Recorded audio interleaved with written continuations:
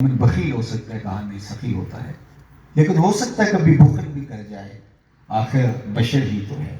بلکہ ایک روایت میں آیا کہ جو اولاد ہوتی ہے مجبنۃ و مبخلۃ، یہ تھوڑا تھوڑا بخیل بھی بنا دیتی ہے اور تھوڑا تھوڑا کنجوس بھی بنا دیتی ہے۔ جب اولاد نہیں ہوتی بندہ بڑا بہادر ہوتا ہے، کود پڑتا ہے مشکل میں اور شاہ خرچ بھی ہوتا ہے، لیکن اولاد ہوتی ہے تو تھوڑی سیونگ بھی کرتا ہے اور اسے ہوتا ہے کہ میرے بچے بھی میرا انتظار کر رہے ہیں۔ تو کہا اولاد مبخلہ بھی ہے، مجبنہ بھی ہے، تھوڑا تھوڑا بخیل بھی کر دیتی ہے اور تھوڑا تھوڑا انسان کو بزدل بھی بنا دیتی ہے۔ تو کہا مومن بہادر ہوتا ہے لیکن ہو سکتا ہے کبھی بزدلی کر جائے، مومن سخی ہو سکتا ہے لیکن ہو سکتا ہے کبھی وہ جو ہے وہ بخل بھی کر جائے۔ تیسرا سوال حضور سے پوچھا گیا، مومن جھوٹا ہو سکتا ہے؟ تو آقا کریم نے فرمایا مومن جھوٹا نہیں ہو سکتا، یہ طے شدہ بات ہے، یہ امر واقعیہ ہے کہ مومن ہو جھوٹا ہو یہ نہیں ہو سکتا۔ اور فرمایا الا انبئکم باکبر الکبائر، میں تمہیں بڑے بڑے گناہوں کی خبر نہ دوں؟ صغیرہ کے مقابلے میں کبیرہ ہیں، تو کبیرہ سے بھی جو اکبر الکبائر ہیں۔ قلنا بلا یا رسول اللہ، ہم نے کہا کیوں نہیں حضور آپ ارشاد فرمائیے۔ تو آقا کریم نے فرمایا الاشراک باللہ، سب سے بڑا گناہ جو کبیرہ گناہوں میں بھی اکبر الکبائر ہے وہ اللہ کے ساتھ کسی کو شریک ٹھہرانا ہے۔ پھر فرمایا عقوق الوالدین، والدین کی نافرمانی کرنا ہے۔ پھر حضور ٹیک لگائے بیٹھے، وجلس وکانا متکئا، حضور ٹیک لگائے بیٹھے تھے، ٹیک چھوڑی اور آگے بڑھ گئے تیسرے مضمون کو، اہمیت اس کی اجاگر کرنے کے لیے۔ اور پھر حضور نے فرمایا الا وقول الزور، سن لو تیسرا بڑا گناہ جو اکبر الکبائر ہے وہ جھوٹ بولنا ہے۔ پھر فرمایا الا وقول الزور، سن لو وہ جھوٹ بولنا ہے۔ پھر فرمایا الا وقول الزور، سن لو وہ جھوٹ بولنا ہے۔ راوی کہتا ہے، صحابی کہتا ہے کہ اتنی بار حضور بیان فرما رہے تھے، بار بار یکررھا، بار بار حضور اس کا تکرار کر رہے تھے کہ ہم کہہ رہے تھے کہ حضور علیہ السلام اگر سکوت اختیار فرما لے، حضور مشقت جو ہے وہ امت کی شفقت کی وجہ سے، مشقت کی وجہ سے بار بار فرما رہے ہیں، اور جھوٹ بولنا جھوٹ بولنا اور جھوٹ بولنا۔ اور ٹیک چھوڑ کے اس چیز کو بیان کیا، اس چیز کی اہمیت کو اجاگر کرنے کے لیے کہ جھوٹ کتنا بڑا گناہ ہے۔ اور آج ہم یہ کہتے ہیں کہ جناب جھوٹ نہ بولیں تو سودا ہی نہیں بکتا، ہمارا تاجر کہتا ہے بکتا ہی نہیں ہے، تو یہ جاپان والے کیسے بیچ دیتے ہیں، ہمارا ہی نہیں بکتا ہے۔ ہم نے طے کر لیا ہے کہ ہم نے اپنی زندگی میں جھوٹ داخل کرنا ہے، تو جھوٹ کا اور مسلمان کا یہ جوڑی نہیں ہے۔ میرے اور آپ کے آقا کا نمایاں وصف جو ام المومنین نے بیان کیا وہ تصدق الحدیث، کہ یہ آپ سچے ہیں اور سچائی آپ کے ساتھ یوں جڑی ہوئی ہے کہ ایسا ہو ہی نہیں سکتا کہ کذب کا یہاں امکان بھی پایا جائے۔ تو میں اور آپ اپنے آقا و مولا حضور ختم المرتبت کی سیرت سیکھنے کے لیے اپنے آپ کو سچ کا خوگر بنانا پڑے گا، اس سے پھر دروازے کھلیں گے۔ جب ہماری زندگی میں جھوٹ ہوگا تو رحمت کے فرشتے ہی ہمارے نیڑے نہیں ہوں گے۔ حدیث پاک میں آتا ہے جب کوئی شخص جھوٹ بولتا ہے تو اس کے منہ سے تعفن اور بدبو نکلتی ہے، جو عام لوگ تو محسوس نہیں کر پاتے، لیکن اللہ کے نورانی فرشتے، رحمت کے فرشتے ان کو محسوس کرتے ہیں اور ایک میل پیچھے ہٹ جاتے ہیں۔ اگر وہ توبہ کر لے اور سچائی کے ساتھ زندگی گزارنے کا عزم کر لے تو وہ واپس پلٹ آتے ہیں، اور اگر نہیں تو وہ پھر دوسرے جھوٹ پر اور دور ہٹتے چلے جاتے ہیں۔ اب ایک گھر میں باپ بیٹے سے، بیٹا باپ سے، ماں بیٹی سے، بیٹی ماں سے، شوہر بیوی سے، بیوی شوہر سے، بہو ساس سے، ساس بہو سے جھوٹ بول رہے ہیں، تو اس گھر سے تو بدبو کے بھبوکے اٹھیں گے، تو اس گھر میں رحمت کے فرشتے تو نیڑے سے نہیں گزریں گے، اور پھر گھر میں نحوستیں ہوں گی، بے برکتیاں ہوں گی، الجھاؤ ہوگا۔ تو ہم نے یہ سمجھ لیا شاید کسی نے کالا جادو کر دیا، کسی نے ٹونا کر دیا، کسی نے تعویذ ڈال دی ہے، اور پھر ہم بھاگے عاملوں کے پاس، وہ تو بیٹھے اسی کام کے لیے۔ انہوں نے کہا شکر ہے تم آگے ہو گئے، نہ آتے تو تعویذ چل جانے تھے، کک نہیں رہنا تھا تمہارا۔ اور اب پھر ہر اتوار میں جا کے جو ہے ان کے پاس جو ہے وہ حاضری بھرنی پڑے گی۔ تو اصل مسئلہ کیا تھا، کالا جادو کیا تھا، تعویذ کیا، بندش کیا تھی؟ رحمت کے فرشتے ہمارے گھروں سے اٹھ گئے تھے۔ ہم نے جھوٹ کو شعار بنا لیا، شام سویرے دوپہر جھوٹ ہی جھوٹ ہماری زندگی میں۔ تو جو شخص جھوٹ بولتا ہے تو بتائیے اس کا اعتبار کیا کام رہتا ہے؟ جھوٹ بول کے وقتی فائدہ کوئی حاصل بھی کر لے، دل کو چین نصیب نہیں ہوتا۔ سچ بول کے نقصان بھی اٹھا لے پھر بھی دل قرار پذیر ہوتا ہے، دل کو تسکین ملتی ہے۔ سچ تمانیت قلب کا ذریعہ ہے، اور جھوٹ ریبہ فرمایا گیا ہے، یہ اندر کی بے چینی ہے، اضطراب ہے، یہ انسان کو کبھی بھی سکون نہیں لینے دیتا۔ تو میرے اور آپ کے آقا و مولا کی زندگی جڑی ہے سچ کے ساتھ۔ آج سیرت کا خوبصورت عنوان ہے، تو کیا ہم نے یہ طے نہیں کرنا کہ ہم سچائی کے ساتھ زندگی بسر کریں گے؟ ہمارے نبی علیہ السلام کی تعلیمات جو صادق اور امین ہیں، ماں کی گود سے جاپان کا ایک بچہ سیکھتا ہے جھوٹ نہیں بولنا چاہیے، اور وہ جھوٹ نہیں بولتا۔ بچپن سے لڑکپن، لڑکپن سے جوانی، جوانی سے بڑھاپا، لیکن وہ جھوٹ سے آشنائی نہیں ہے۔ کیوں؟ اس کی ماں نے سکھایا۔ ہمارے تو پیغمبر نے ہمیں سکھایا ہے، ہمارے استاد نے، ہماری ماں نے سکھایا ہے کہ جھوٹ نہیں بولنا چاہیے۔ تو پھر ہم جھوٹ کیوں بولتے ہیں؟ پھر ہمارا دین صرف زبان کی نوک تک ہے؟ ہمارا دین ہماری روحوں تک تو پھر نہ اترا ہوگا کہ ہم زبان سے کہہ رہے ہیں کہ ہم مسلمان ہیں، لیکن اس کے تقاضوں کو، اسلام کے تقاضوں کو ہم کبھی بھی اختیار کرنے کے لیے تیار نہیں۔ ہم پیغمبر رحمت پر جان تو فدا کرنے کے لیے تیار ہیں، ان کے طریقے زندگی کو اختیار کرنے کے لیے تیار نہیں۔ چوبی گوئے مسلمانم بلرزم کہ دانم مشکلات لا الہ۔ اگر میں کہتا ہوں میں مسلمان ہوں تو اس کے تقاضے بھی ہیں، صرف زبان سے کہہ دینا۔ آج یہی وجہ ہے کہ اتنی کثرت کے باوجود ہم رسوائی کے گڑھے میں گرے ہوئے۔ آج مسلمانوں کی تعداد 1,60-70 کروڑ کے قریب ہے۔ دنیا کی 7 ارب آبادی میں سے مسلمان اتنی تعداد رکھتے ہیں، لیکن پوری کائنات کے اندر ذرا دیکھیے کہ 1% ویلیو مسلمانوں کی نہیں ہے۔ کیوں؟ اس لیے کہ ہم صرف زبان کی نوک تک مسلمان ہیں، ہمارے رویے مسلمان نہیں ہیں، ہمارا طرز زندگی مسلمان نہیں ہے۔ اقبال نے کہا تھا نا کہ دل مسلمان ہے تیرا نہ میرا، تو بھی نمازی میں بھی نمازی۔ ہماری نمازیں صرف ٹکرے رہ گئی ہیں۔ اللہ نے قرآن مجید میں ان لوگوں کی نمازوں کا ذکر کیا جو صرف ٹکرے مارتے ہیں، لیکن وَيَمْنَعُونَ الْمَاعُونَ، وہ برتنے کی چیزیں بھی ہمسایوں کو دینے کے لیے تیار نہیں ہوتے۔ تو اللہ فرماتا ہے یہ نمازیں نہیں ہیں، یہ دکھاوے کی ٹکرے ہیں۔ تو اسلام تو ایک عملی جد و جہد کا نام ہے۔ ہمارے رویے مسلمان ہو، ہمارا طرز زندگی مسلمان ہو، صرف مخصوص رسوم کو ادا کرنے کا نام اسلام نہیں ہے۔ اقبال نے جب شکوے کی زبان کھولی تو لہجہ تھوڑا تلخ ہو گیا، لیکن جواب آیا تو سارا نشہ اتر گیا۔ صفائے دہر سے باطل کو مٹایا ہم نے، نو انسانی کو غلامی سے چھڑایا ہم نے، میرے کعبے کو، تیرے کعبے کو جبینوں سے بسایا ہم نے، تیرے قرآن کو سینوں سے لگایا ہم نے، پھر بھی ہم سے گلا ہے کہ وفادار نہیں، ہم وفادار نہیں، تو بھی تو دلدار نہیں۔ تو بہت سخت ہو گیا رویہ، لیکن اب جواب سنیے، لفظ ہوئی ہے، صرف صیغہ بدلتا ہے، اب آواز ادھر سے آ رہی ہے۔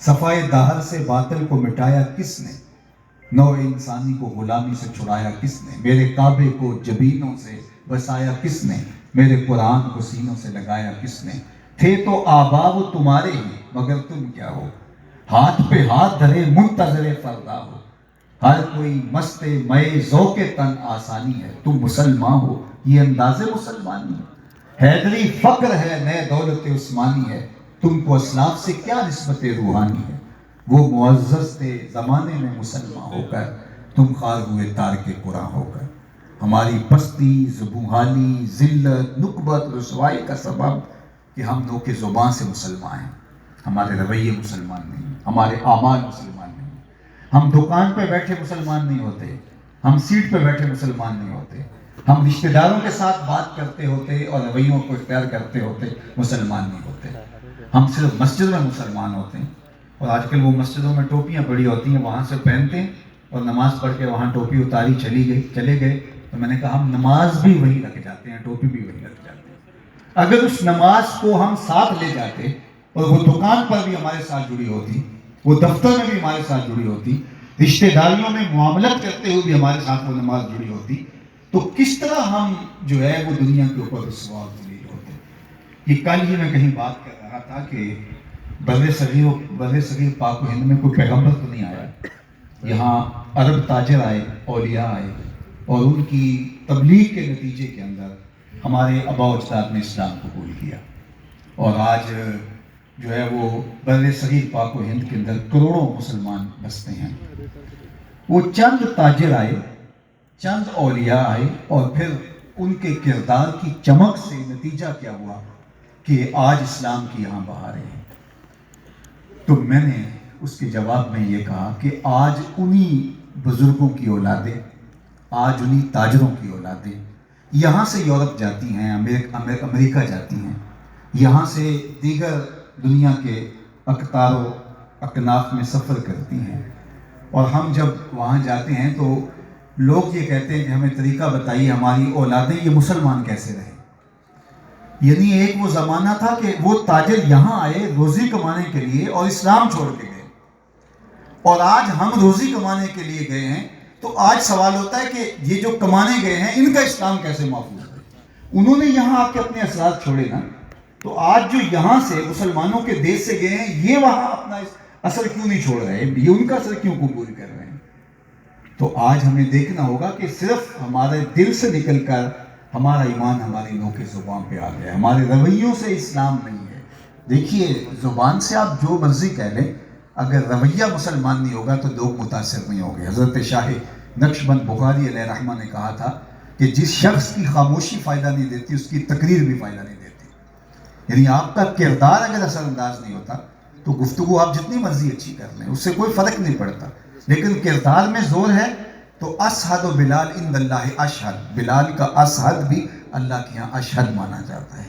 تو سچائی کے ساتھ جڑنا یہ میرے اور آپ کے آقا و مولا حضور ختم المرتبت کا یہ ایک وصف نمایاں ہے جو ام المومنین بیان کرتی ہیں۔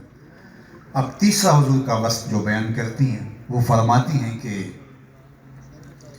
وَتَحْمِلُ الْكَلَّةَ، جس کا کوئی بوجھ اٹھانے والا نہیں اس کا آپ بوجھ اٹھانے والے ہیں۔ اپنے لیے جینا، اپنے لیے زندگی گزارنا یہ تو کوئی کمال نہیں ہے، اوروں کے لیے جینا، زندگی کا حسن ہی اسی میں ہے اور تمانیت کے اجالے اسی میں رکھے گئے۔ آپ نے درختوں کو دیکھا ہوگا، یہ اپنی چھاؤں میں کبھی نہیں بیٹھتے، یہ خود دھوپ میں جلستے ہیں اور اپنے سائے میں بیٹھنے والوں کو آسودگی دیتے ہیں۔ ان درختوں نے اپنا پھل کبھی خود نہیں کھایا ہوگا، یہ اوروں کو دان کرتے ہیں۔ جانور دودھ دیتے ہیں تو خود نہیں پیتے، اوروں کو دان کرتے ہیں۔ بارش برستی ہے تو اس کا فائدہ بادلوں کو تھوڑا ہوتا ہے، وہ تو زمین کو ہوتا ہے۔ زمین سے سبزہ اگتا ہے تو اس کا فائدہ زمین کو تھوڑا ہوتا ہے، وہ تو جانوروں کا چارہ بنتا ہے۔ جانور چارہ کھاتے ہیں تو وہ اوروں کو دودھ دان کر رہے ہوتے ہیں۔ تو اوروں کے لیے جینا یہ زندگی کا حسن ہے۔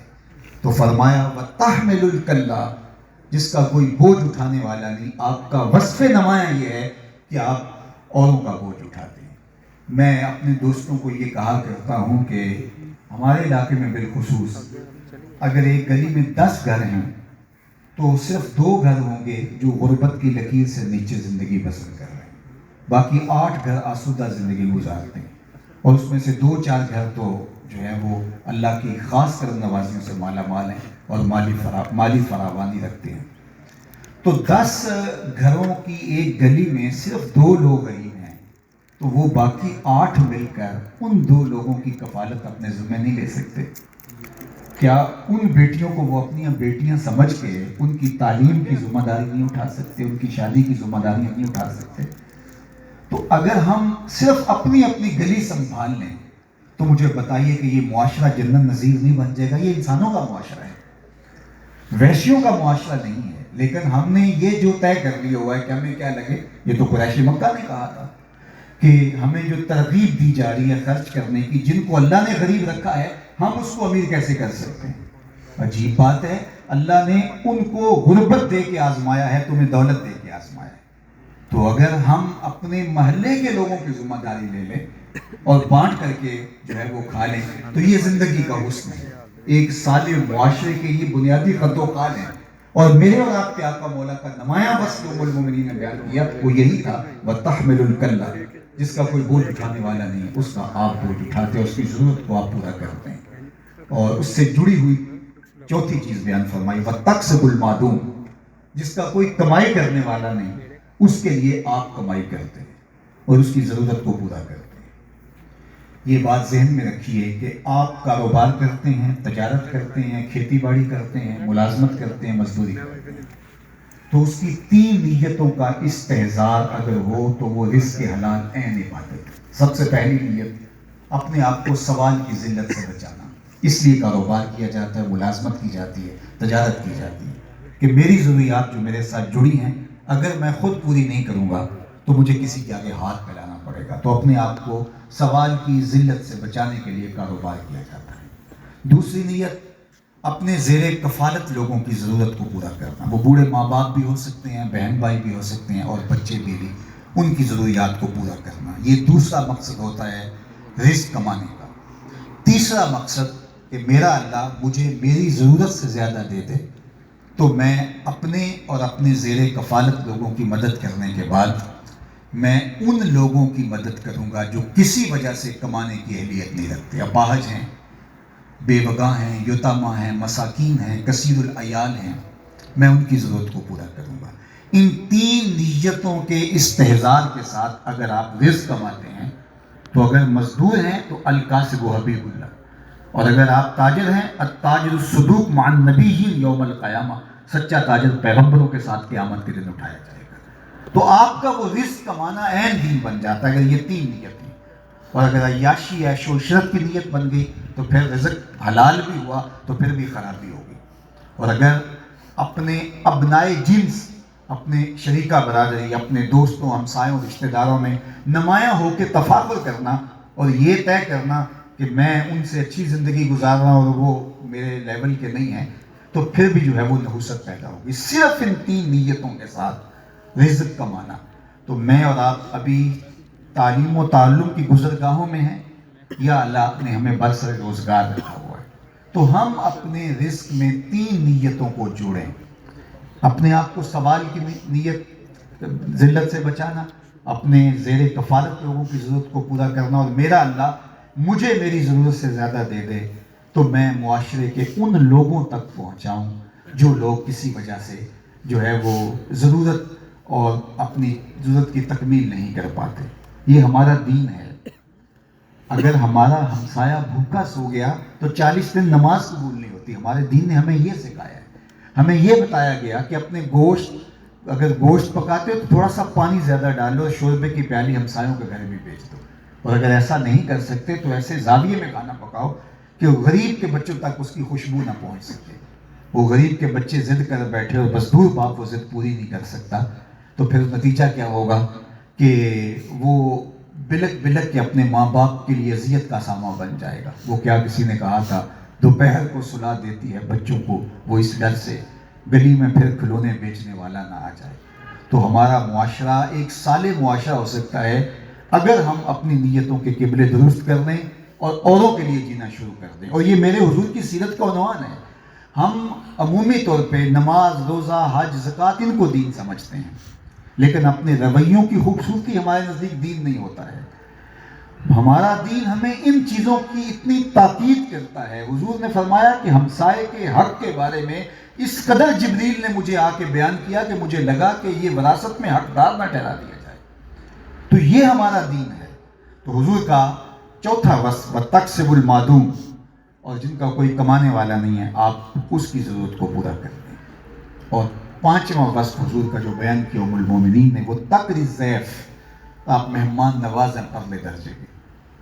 مہمان اپنی قسمت کا کھانا تمہارے دسترخوان پہ کھاتا ہے اور رحمت لے کے آتا ہے، برکت چھوڑ کے جاتا ہے. اور اگر آپ مجھے پوچھیں کہ فقر کیا ہے تو حضرت شیخ عبد القادر الجیلانی علیہ رحمہ بالرضوان فرماتے ہیں آدھا فقر بھوکوں کو کھانا کھلانا ہے اور برہنہ بدن لوگوں کو لباس پہنانا ہے. چلے، ریاستیں، عبادتیں، سجدے، رکوع، قیام، یہ جتنا بھی کچھ ہے یہ آدھی فقیری ہے.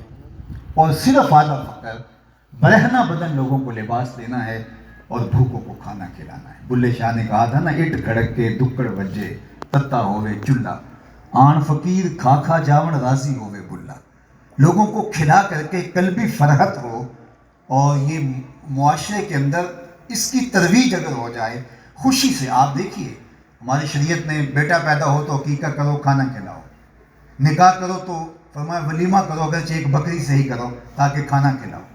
اسی طرح روزہ توڑ بیٹھو تو 60 مسکینوں کو کھانا کھلاؤ. قسم توڑ بیٹھو تو 10 مسکینوں کو کھانا کھلاؤ. کفارہ اظہار میں مسکینوں کو کھانا کھلاؤ.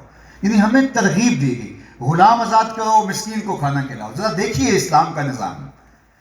روزہ توڑ بیٹھو، غلام آزاد کرو، نہیں تو جو ہے وہ غریب کو کھانا کھلاؤ. کفارہ اظہار میں غلام آزاد کرو، نہیں تو غریب جو ہے وہ غریب کو کھانا کھلاؤ. یہ نہیں ہے کہ روزہ توڑ بیٹھے ہو اور آپ کفارہ اظہار میں 400 نفل پڑھ لیں، یہ نہیں کہا. مسکین کو کھانا، اس سے معاشرے کو فیض پہنچتا ہے۔ اور میرے حضور نے غلام آزاد کرنے کی ترغیب دی، اور آج آپ دیکھیں کہ غلامی اس شکل میں موجود نہیں ہے۔ یہ فیضان کس کا تھا؟ یہ حضور کا فیضان تھا نا۔ حضرت عثمان غنی جس طرح جمعے کی تیاری کرتے ہیں، غسل کرتے ہیں، مسواک کرتے ہیں، تو ایک غلام بھی آزاد کرتے ہیں۔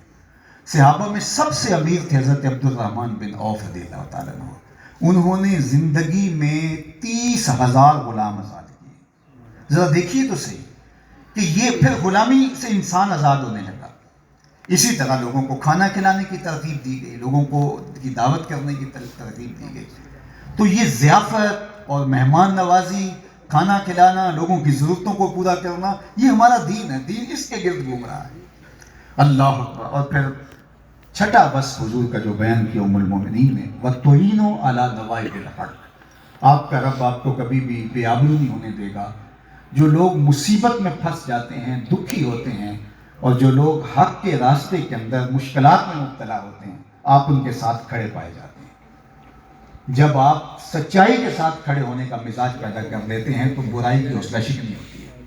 لیکن ہم کہتے ہیں ہمیں کیا لگے، کسی پرائی آگ میں ہم کیوں چلیں۔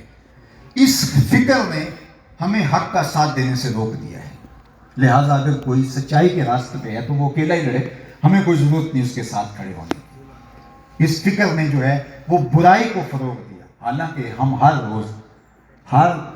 ہر روز عشاء کے وتر میں رب سے ایک عہد کرتے ہیں، اور وہ کیا، وَنَخْلَعُ وَنَتْرُكُ مَن يَفْجُرُكَ، یہ روز پڑھتے ہیں نا، اے اللہ جو تیرے حکموں کو توڑنے والا، تیری شریعت کا باغی ہوگا، نَخْلَعُ وَنَتْرُكُ، ہم اس کو ترک کر دیں گے، اس سے ہمارا کوئی ربط نہیں ہوگا۔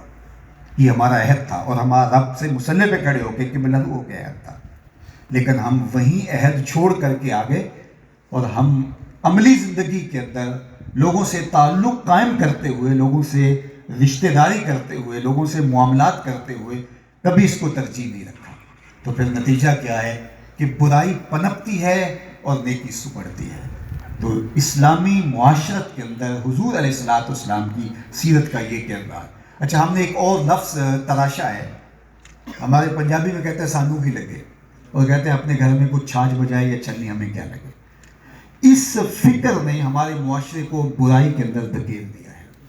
آج استاد بھی یہ کہتا ہے کہ مجھے کیا لگے، بس میرا کام پڑھا دینا ہے، باقی ٹھیک ہے، اس کا معاملہ ہے۔ آج جو ہے وہ محلے کا بوڑھا بھی یہی کہتا ہے۔ آج ممبر و محراب کا جو وارث ہے وہ بھی یہ کہتا ہے کہ میں ان کو ایسی گفتگو سناؤں کہ یہ خوش ہو جائیں، نعرے لگائیں، اٹھ کے نوٹ پھینکیں اور مجھے پذیرائی بخشیں، مجھے عزت دیں۔ مجھے کیوں ان سلگتے مسائل پر بات کرنے کی ضرورت ہے؟ ہمیں کیا لگے اپنے گھر کو چھاچ بجائے یا چھلنی۔ اس فکر نے معاشرہ توڑ کے رکھ دیا، اور کوئی کسی کو کہنے کا اس کا جواب یہ بھی دیا جاتا ہے، دلیل جناب یہ کہنے کا دور نہیں رہا۔ میں اس بات کو مانتا ہوں، واقعی یہ اس طرح سے دور نہیں رہا۔ یہ دور اس لیے نہیں رہا کہ ہم نے کہنا چھوڑ دیا۔ پہلے بوڑھا بزرگ بھی کہتا تھا، محلے کا بزرگ بھی کہتا تھا، امام صاحب بھی کہتے تھے، استاد سے ڈرتے تھے بچے کہ یہ امر وہ میری تعلیم کا حصہ، میرے تعلم کا حصہ نہیں ہے، میرے نصاب کا حصہ نہیں ہے، لیکن یہ استاد کو برا لگے گا، اور وہ جھجکتا تھا۔ نتیجے کے اندر خیر کی قوتیں پنپتی تھی، برائی سکڑتی تھی۔ لیکن ہم نے جب سے یہ طے کر لیا کہ ہمیں کیا لگے اور ہم نے اس کو ترک کر دیا، تو معاشرہ جو ہے وہ بتدریج برائیوں کا شکار ہوتا چلا گیا۔ اس کی نفی میرے اور آپ کے آقا مولا نے اتنی خوبصورت مثال سے دی، ہمارے ماں باپ ان پہ قربان، اور لاکھوں درود حضور پہ۔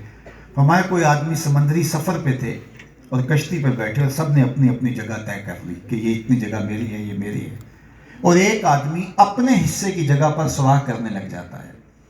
اور اگر سارے یہ کہتے ہیں کہ ہمیں کیا لگے، اپنے حصے کی جگہ پہ سوراخ کر رہا ہے، اور اس کا ہاتھ نہیں پکڑتے، تو تھوڑی دیر کے بعد نیچے سے پانی آئے گا، وہ بھی ڈوبے گا، اور جتنے بھی کشتی کے اندر بیٹھے ہیں سب ڈوب جائیں گے۔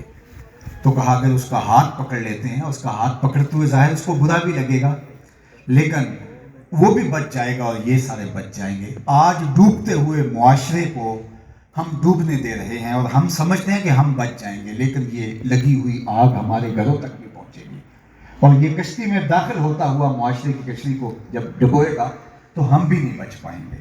تو اس لیے خیر کے ساتھ کھڑے ہو جانا اور خیر کا ساتھ دینا، اور اچھائی کو پنپنے کا موقع فراہم کرنا اور برائی کو سکیڑنے کی کوشش کرنا، یہ سیرت کا پہلو ہے۔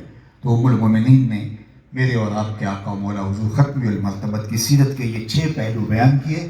میں دوبارہ ان کو دہرا دیتا ہوں اور اس امید کے ساتھ کہ اللہ مجھے بھی عمل کی توفیق دے اور آپ سب کو عمل کی توفیق دے، کیونکہ اگر عمل نہیں ہے تو پھر کچھ بھی نہیں ہے. ابو علی سینا بہت بڑا فلسفی گزرا ہے، تو وہ شیخ شبلی کی بارگاہ میں آیا کرتا تھا. ایک زمانہ تھا کہ جو مشاہیر تھے وہ صوفیاء کے پاس آ کے بیٹھا کرتے تھے، ان کے پاس آ کے سیکھا کرتے تھے. امام احمد بن حنبل جیسے شخص حضرت بشر حافی کے پیچھے دوڑتے، تو کسی نے کہا کہ آپ اتنے بڑے عالم ہیں اور بشر حافی ایک ناخواندہ سا شخص ہے اور آپ اس کے پیچھے دوڑتے ہیں.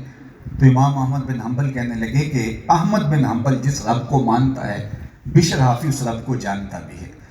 تو یہ اہل اللہ کے پاس جایا کرتے تھے. تو شیخ شبلی کے پاس ابو علی سینا آئے تو کچھ دیر وقت گزارا اور پھر جب واپس جانے لگے تو حضرت کی خانقاہ کے ایک خادم سے کہا کہ میرے بارے حضرت اگر کچھ ارشاد کرے تو مجھے لکھ بھیجنا. تو ایک دن خادم نے بات چھڑی کہ حضرت وہ ابو علی سینا آیا تھا تو اس کے بارے میں آپ کی رائے کیا ہے؟ تو فرمانے لگے خوب است، اچھا آدمی تھا. تو انہوں نے خط میں لکھا کہ حضرت نے یہ فرمایا. تو یہ ایک رسمی لفظ تھا.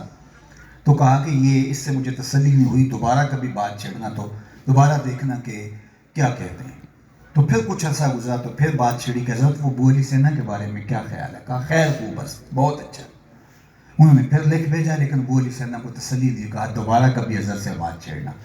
کوئی اور مہینہ سال گزر گیا تو دوبارہ انہوں نے کہا کہ حضرت وہ ابو علی سینا آیا تھا، آپ کی رائے؟ تو کہا کہ خیر خوب است ولیکن معلم الاخلاق ندارت، بہت اچھا تھا لیکن اخلاقیات نہیں رکھتا. تو جب یہ لکھ کے بھیجا تو اس کے تن بدن میں آگ لگ گئی. وہ بنفس نفیس حضرت کی خانقاہ پہ آ پہنچا کہ حضرت آپ نے میرے بارے میں یہ کہا ہے کہ بہت اچھا شخص ہے لیکن معلم الاخلاق ندارت. تو میں تو معلم الاخلاق پر اتنی کتابیں لکھی ہیں، شاید آپ کے علم میں نہیں ہے، تو آپ کہتے ہیں معلم الاخلاق ندارت. تو ابو علی سینا کو حضرت شیخ شبلی کہا کہ میں نے یہ کب کہا ہے کہ معلم الاخلاق نہ دانت؟ میں نے کہا ہے نہ دارت. میں یہ نہیں کہا کہ معلم الاخلاق جانتا نہیں، میں نے کہا معلم الاخلاق رکھتا نہیں. تو میاں ہم سیرت کا مطالعہ تو رکھتے ہیں لیکن ہم سیرت رکھتے نہیں ہیں. تو آج ہمارا یہ ہے کہ ہم دین کے بارے میں جتنی آج معلومات ہیں اتنی ماضی میں تھی. جتنی تقریریں میں کر رہا ہوں اتنی تو داتا گنج بخش علی حجویری نے بھی نہیں کی ہوں گی.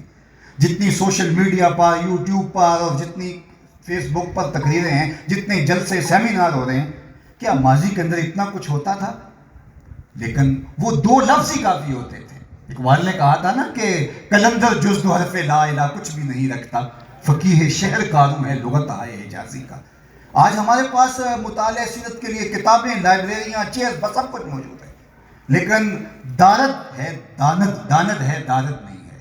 ہم رکھتے نہیں ہیں، ہم اس کو صرف جاننے کی حد تک. کانوں کا تلذذ جو ہے وہ سننے کے لیے، معلومات میں اضافہ، لیکن معلومات میں یہ اضافہ ہماری نجات کا ضامن نہیں ہوگا. عمل ہماری نجات کا ضامن ہوگا. ہمارے آقا کریم علیہ السلام کی زندگی عمل سے عبارت ہے. آپ مجھے بتائیے 63 سالہ کل زندگی حضور کی، مشن کیا ہے حضور کا؟ وَالَّذِي أَرْسَلَ رَسُولَهُ بِالْهُدَىٰ وَدِينِ الْحَقِّ لِيُظْهِرَهُ عَلَى الدِّينِ كُلِّهِ. تمام ادیان پر دین اسلام کو غالب کرنا یہ حضور کا مشن ہے، کار نبوت یہ ہے.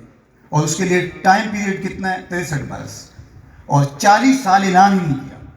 یار اتنا بڑا منصوبہ ہو، اتنا بڑا کام کرنے جا رہے ہیں تو بندہ تو جلدی کرتا ہے کہ جلدی شروع کیا جائے.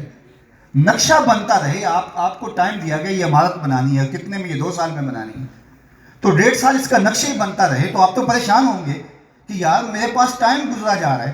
63 سالہ کل زندگی ہے اور کام کیا پوری دنیا پہ اسلام کا غلبہ، اور 40 سال تک اعلان نبوت ہی نہیں کیا. صرف 23 سال حضور علیہ السلام اعلان نبوت کے بعد کام کرتے ہیں، لیکن اس کام کے اندر جو اثر ہے وہ 40 سال کے کردار کا اثر ہے. تو اثر انداز گفتار نہیں ہوتی، اثر انداز کردار ہوتا ہے. کردار کی چمک ہو تو لفظ تھوڑے بھی ہو تو کافی ہوتے ہیں، لیکن اگر کردار نہیں ہے، ہمارے بزرگ جہاں سے گزرتے تھے لوگ کلمہ پڑھتے تھے، اور ہم لوگ جو ہیں وہ لمبی تقریریں بھی کریں تو ہماری باتیں کانوں سے ٹکرا کے جو ہے وہ ہواؤں میں، فضاؤں میں پھیل جاتی ہیں. دل میں ترازو ہونے کا فن ہی نہیں جانتے. تو اس کا نتیجہ کیا؟ ہمیں عمل کی طرف بڑھنا ہوگا. زندگی عمل سے بنتی ہے، جنت ہو یا جہنم ہو. تو یہ خاکی اقبال نے کہا تھا کہ اپنی قسمت میں نوری بھی نہیں ہے، ناری بھی نہیں ہے. اگر عمل سے ہم اپنے آپ کو ہم آہنگ کرتے ہیں تو پھر 2 لفظ بھی کافی ہیں. اور اگر عمل نہیں ہے تو پھر ہم روز کیجئے گا، اجتماعات کیجئے گا، خطبے دیجئے گا اور صبح سے شام تک سنتے رہیے گا، لیکن وہ سن کر کے جو ہے وہ گزار دیں گے تو کوئی فائدہ نہیں ہوگا. تو ہمارے دین نے ہمیں بتایا، صحابہ نے حضور علیہ السلام سے چند چیزیں لی اور پھر ان کو اپنی زندگی میں اتار لیا، اور پھر جدھر جدھر سے گزرتے گئے نور اور نکھت اجالے اور روشنیاں پھیلتی گئی. تو آئیے یہ 6 چیزیں ہم اپنی زندگی میں اتار لیں اس عزم کے ساتھ. سب سے پہلا انک لتصل الرحم، رشتہ داروں کے ساتھ بہر صورت سلوک اچھا کرنا ہے، ان کا رویہ کچھ بھی ہو. دوسرا وتصدق الحدیث، ہر صورت میں سچ بولنا ہے چاہے ظاہری اس کا نقصان بھی اٹھانا پڑے.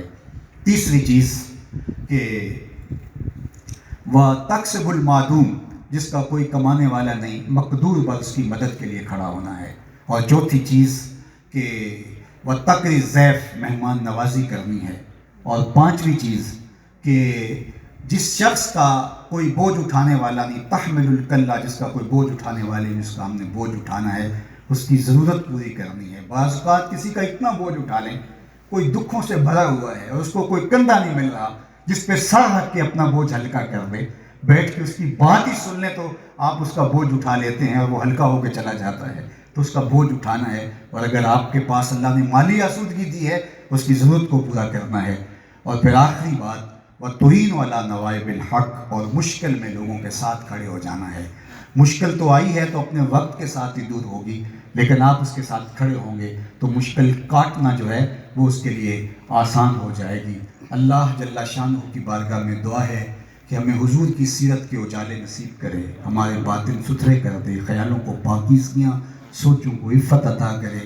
اس ادارے کے لیے دعا ہے کہ اللہ تعالیٰ اس ادارے کو عروج اور بانکپن نصیب فرمائے، اور یہ نو نہالان ملت جو علم کی گزرگاہوں میں آج عازم سفر ہیں، اللہ ان کو جلد منزل آشنا کرے، اور یہ معاشرے کی باغ ڈور سنبھالیں تو یہ معاشرے کے صالح افراد کی شکل کے اندر معاشرے کی تقدیر کو بدلنے کی صلاحیت رکھتے ہوں. وآخر دعوانا ان الحمدللہ.